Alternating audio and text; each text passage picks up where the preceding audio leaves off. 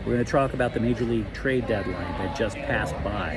And I want you to remember something as we go through the moves. The Padres are trying to build a powerhouse. The Dodgers are a powerhouse. That's a big, big difference. I'm James.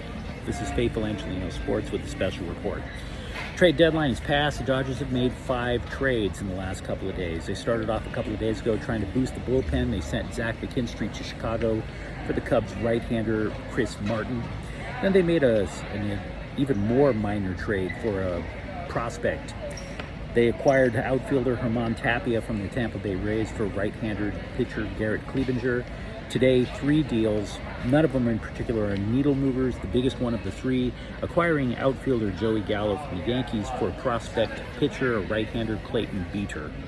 We'll get back to that in a moment. The other 2 trades, they sent Jake Lamb, a one-time All-Star who played a lot in the minor leagues this year for the Dodgers. They sent him to Seattle for either cash or a player to be named later. And in addition to that, sent starting pitcher, spot starter I should say, Mitch White to the Toronto Blue Jays for minor leaguers Nick Frasso and Moises Brito. White, who pitched 56 innings this year for the Dodgers, he recently complained, said he was going up and down between the majors and the minors too often. He's got his chance now to stay in the show. Now, these moves clearly all dwarf in comparison to what the Padres did. But again, the Padres are trying to build a powerhouse, whereas the Dodgers are a powerhouse. We're going to take a quick look at all of these trades that the Padres made, but I want you to understand something. LA is on a pace for 109 wins. In order to catch the Dodgers, San Diego would have to go 52-7. That's not happening. If LA goes just below 500, say 29-31, San Diego has to go 41-18. Do you imagine the Dodgers going under 500 for the rest of the year? Of course not. So, the Padres have acquired from the Washington Nationals generational talent Juan Soto, an outfielder, and infielder, first baseman Josh Bell, and they gave up 6 people for him. Now, normally in a trade where there's a mega generational talent involved, a superstar, you normally get a top prospect in return, maybe a couple of people that the general public has heard about, and just a random couple of minor leaguers thrown in. That's not what the Padres did. The Padres sent their number 1 prospect and their number 3 prospect just to start. Robert Hassel III and James Wall, both outfielders. James Wood, I should say, both outfielders. They also sent their current starting shortstop, C.J. Abrams. C.J. Abrams, if he didn't make the major leagues this year, would have been their number 1 prospect. So that's potentially 3 out of the top 4.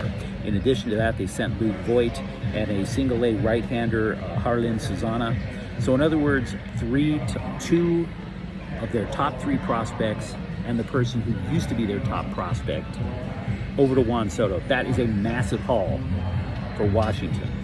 In addition to that, the Padres then turned around and they sent their number 6 overall prospect, Victor Acosta, to the Mets for Brandon Drury, an infielder, power hitter.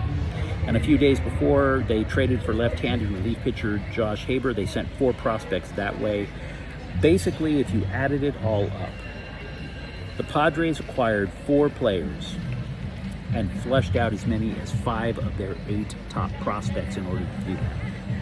Now, for all the people complaining about what the Dodgers didn't do today, would you send that many of your top prospects out? No, you wouldn't. You absolutely wouldn't. The Padres flushed out their entire minor league system. And by the way, they didn't even solve all their problems.